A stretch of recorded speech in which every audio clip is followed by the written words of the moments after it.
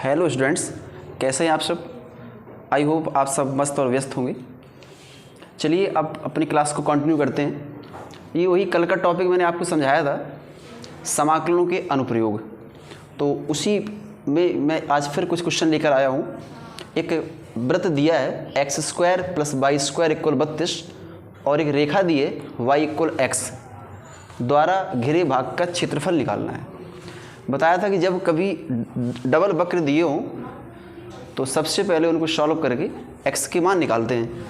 तो इस y = x को इस प्लेस में हम पुटअप कर देते हैं। तो ये लिखा है x²। अगर ये y का मान x यहाँ रखेंगे तो x² और इक्वल में 32, दोनों को ऐड कर लो।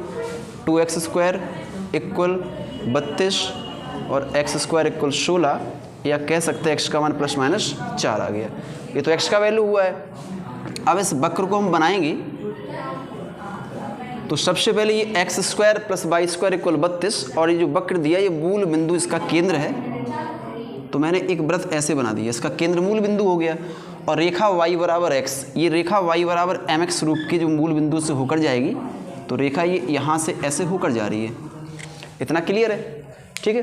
अच्छा, अब ये जो रेखा और जो वृत्त दोनों एक दूसरे को इस बिंदु पर कट कर रहे हैं। तो मैंने इस बिंदु को x अक्ष के साथ ज्वाइन कर दिया। ओके। अच्छा, अब जहाँ पर ये दोनों बिंदु कट रहे हैं वहाँ पर x का मान ±4 है। तो +4 मैं यहाँ लूँगा, (0). ओके। अब जो ये वाला बिंदु यहाँ से यहाँ तक वृत्त की त्रिज्या है, और वृत्त की त्रिज्या अगर निकालेंगे x² + y² = a² होता है। तो a² 32 है। तो भाई a का मान 4√2, 0, x, x' और y डैश। इतना क्लियर है। तो मुझे ये एक बिंदु मिल गया और ये वृत्त की त्रिज्या दिया हुआ है। तो इन दोनों के बीच का हमें ये पूरा ये वृत्त जो दिया है लाइन और x अक्ष, इन तीनों से घिरा हुआ हमें एरिया निकालना है। ओके। तो मैंने इनको छायांकित किया। जिस एरिया को निकालना है उस एरिया को मैंने किया छायांकित। तो हमें ये पूरा एरिया पता करना है। वैसे तो ये लाइन इधर से भी जा रही है अगर आवश्यकता, लेकिन यहाँ की आवश्यकता क्यों नहीं है। क्वेश्चन ने कहा प्रथम चतुर्थांश में, तो ये प्रथम की बात कर रहा है, इसलिए केवल इतने ही पार्ट का हमें एरिया पता करना है। तो मैंने इसको कुछ नाम दे दिया, जैसे कि O, P, ये Q, इस बिंदु को चलो R कह दें। ओके, ये दिया हुआ है। तो सीधी सी बात ये है कि हमें इन दोनों इमेज को ऐड करना है। एक बार मैंने OPR लिया। हाँ, तो क्या देख रहे हैं, ये जो लाइन जो वक्र है उसकी लिमिट 0 से 4 रहने वाली है, और जो वृत्त वक्र दिया है उसकी लिमिट 4 से 4√2 रहने वाली है। तो सीधा सा हम इसका एरिया निकालते हैं। एरिया तो एक बार मैंने OPR का लिया, इसकी लिमिट 0 से 4 रहने वाली है। तो लिमिट 0 to 4y, ये लाइन है उसको मैंने L से कर दिया प्रदर्शित, प्लस 4 से 4√2, आगे लिमिट 4 से 4√2 आने वाली है। और यहाँ पर जो y रहेगा वो एक सर्किल है, तो मैंने सर्किल को C नाम दे दिया। C और L से पहचान रहती है कि हमें कौन सा y कहाँ पर रखना है। ओके। अब क्या किया मैंने, ये 0 से 4 तो लिखा ही है। ये जो लाइन है, लाइन तो यही तो है y = x, तो यहाँ से y का मान x मिला हमें, प्लस ये 4 से 4√2 है। यहाँ से C फॉर सर्किल दिया है, तो यहाँ से अगर y² का मान निकालेंगे तो 32 - x² निकल के आएगा।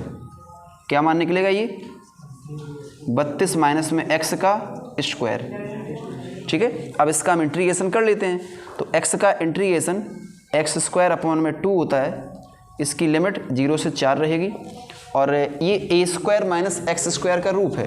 और a² यहाँ a का वैल्यू अगर पता करें तो अभी बताया था मैंने 4√2 है, तो ये 4√2 का वर्ग बन जाएगा। तो a² - b² है, तो इसका फॉर्मूला होता है 1/2, और अंदर क्या रहेगा x, और रूट के अंदर जो दिख रहा पूरा वही 32 माइनस में x², फिर प्लस अब होता है a का स्क्वायर। तो ये पूरा वैल्यू जो 32 दिख रहा है वो a का स्क्वायर है, और यहाँ आएगा साइन इनवर्स में x/a। तो a का मान क्या है, 4√2, और लिमिट 4 से 4√2 रहेगी। ओके, इतना क्लियर हुआ। अच्छा, अब इसको देखें, अगर ये अपर लिमिट, ये लोअर लिमिट। तो पहले रखते हैं अपर लिमिट, तो इस 4 को रखेंगे। तो रखने से पहले मैंने 1/2 को बाहर कर लिया। जब 4 रखेंगे तो 4 का स्क्वायर और माइनस में x का मान रखा 0 तो 0 हुआ। प्लस आगे देखा जाए तो ये 1/2 है। यहाँ भी ध्यान से देखना, अगर इस 4√2 को x के स्थान पर रखते हैं तो 4√2 का वर्ग 32 तो आएगा, तो 32 0 आ गया। ओके, अच्छा आगे देखा जाए, ये लिखा है 32, अगर x का मान रखें 4√2 तो दोनों कट कर यहाँ बचेगा साइन इनवर्स में केवल 1। ये पार्ट मैंने अलग कर दिया माइनस। अब किसकी बारी आएगी? लोअर लिमिट की। अगर x का मान 4 रखा जाए तो पहले बाहर रखें 4, यहाँ रखेंगे 4 का वर्ग 16 और 32 में 16 गया तो 16 बचा। प्लस जब ये 4 मैंने यहाँ रखा तो यहाँ लिखा था 32 माने 32 साइन इनवर्स। जब 4 रखेंगे 4 कटेगा और ये 1/√2 बचा। इतना क्लियर हुआ? अब इनको हल करें। 4 का वर्ग 16, यहाँ पर केवल 16/2 बचेगा, तो लिखा मैंने यहाँ पे 16/2 प्लस में 1/2 लिखा है। यहाँ 0 छोड़ दो तो 32 और 1 साइन में π/2 का मान होता है, तो ये बचा है 32 × में π/2। अब आगे चले माइनस, ब्रैकेट भी मैंने हटा दिया। 16 का वर्गमूल 4 और 4 का 4 मल्टीप्लाई करो 16, 16 आएगा। फिर आगे वाला पार्ट भी माइनस में हो गया। ये 32 लिखा है और 1/√2 साइन में साइन 45, उसको हम रेडियन में π/4 कहते हैं। तो 32 और π/4 कर दिया। ओके, अब ये 2 से कट हो जाएगा तो यहाँ पर 8 आ गया, प्लस 1/2 तो बाहर लिखा ही है, इनको मैंने कट कर लिया, 16 बचा। यहाँ लिखेंगे 16 पाई माइनस ये 16 ही रहेगा और इसको कट कर लिया तो ये 8 बचा, तो ये 8 पाई हो गया। अच्छा अब क्या करना है, 8 को 8 लिखेंगे 1/2, 16 और 8 घटा दो तो 8 पाई बचा और माइनस में 16 है। चूँकि ये 8 बाहर दिया है, सॉरी 1/2 2 बाहर दिया, तो इसका प्रत्येक पद में डिवाइड तो होगा। 2 का अगर 8 में करेंगे 4 बचा और 2 का 16 में करेंगे तो 8 बचा। एंड में 8 8 कैंसिल हो गया और ये 4 पाई वर्ग इकाई, चूँकि क्षेत्रफल का मात्रक वर्ग में लिखते हैं, वर्ग इकाई हुआ। देखिए ये क्वेश्चन बोर्ड एग्जाम में कई बार आ चुका है और आशा करते हैं शायद आपको सब कुछ समझ भी आए होंगे। अच्छा क्वेश्चन दिया है, केवल लिखा था प्रथम चतुर्थांश, अगर ये शब्द ना होता तो यहाँ का भी एरिया इसमें शामिल हो सकता था। ठीक है, चलिए इसको आप देख लें अच्छे से। और अब क्वेश्चन नंबर 2 देखते हैं। y² = 4ax और उसके नाभिलंब द्वारा घिरे भाग का क्षेत्रफल, ये भी एग्जाम में कई बार आ चुका है। y² = 4ax, चलिए इसको रफ कर देते हैं। देखिए अब लिखा है कि y² = 4ax और उसके नाभिलंब द्वारा घिरे भाग का क्षेत्रफल। तो इसको मैंने क्या किया, परवलय बनाया, परवलय, ये मैंने परवलय बना दिया और इस परवलय में इसका नाभि लंब, तो नाभि परवलय में कहीं यहाँ पर देखने को मिलेगी और ये जो नाभि वाला बिंदु है ये a,0, ये इस परवलय y² = 4ax की नाभि a,0 होती है।